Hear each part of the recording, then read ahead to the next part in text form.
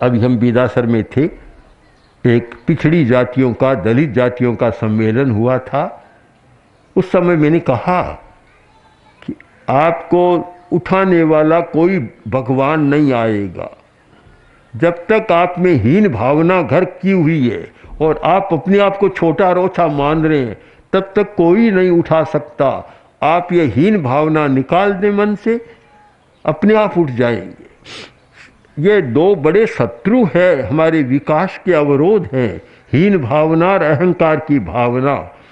जिसको लगता है कि मेरे पास कुछ है, चाहे ज्ञान है, चाहे धन है, चाहे सत्ता है, कुछ है, वहाँ अहंकार को पनपने का मौका मिल जाता है। जिसको ये अनुभव होता है कि मेरे पास कुछ नहीं है, उसको हीनता में जाने का मौका मिल जाता है।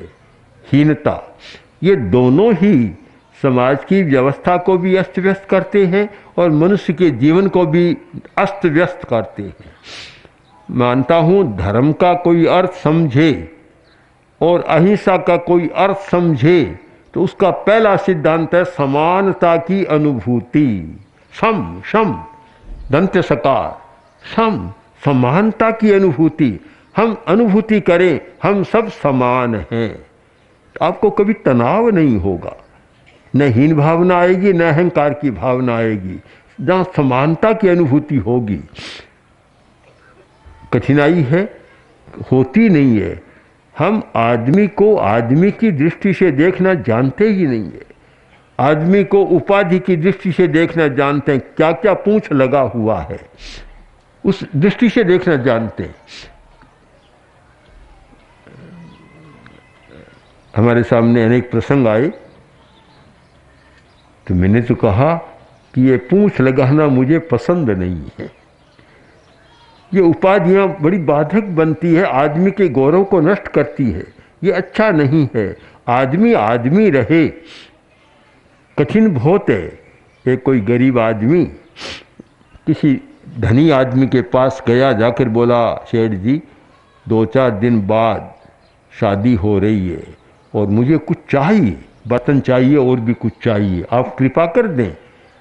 सेठ ने इधर उधर देखा, बोला आज नहीं, फिर आना।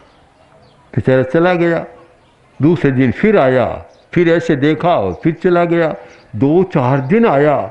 एक दिन आकर बोला सेठ जी कल ही तो सारा काम है, आज देना हो तो दो, आखिर ना कहो या तो या हाँ और ना, एक बात तो कहो, आप देखते क्यों नहीं है। इधर उधर फिर देखा और बोला मैं कैसे दूं, आदमी नहीं है, आदमी नहीं है अभी। अब गुस्सा तमतमाया हुआ था, बोल उठा मैं तो आपको आदमी समझ कर ही आया था। इसका मतलब कि नौकर है, कर्मचारी है, उसको तो आदमी मानते हैं, स्वयं को आदमी मानते ही नहीं है। आदमी का एक दृष्टिकोण बदल गया सारा। हर ऐसा नहीं देखते कि आदमी आदमी है, चाहे किसी गांव का है, किसी संप्रदाय का है, किसी जाति का है, ये तो सब बाद में लगने वाली पूंछें हैं। मूल तो आदमी है, मौलिकता तो हमारी आदमी है। ये समानता की दृष्टि विकसित हो जाए तो फिर आदमी इतनी हिंसा नहीं कर सकता, अन्याय नहीं कर सकता, दूसरे का शोषण भी नहीं कर सकता और दूसरे के साथ क्रूर व्यवहार भी नहीं कर सकता।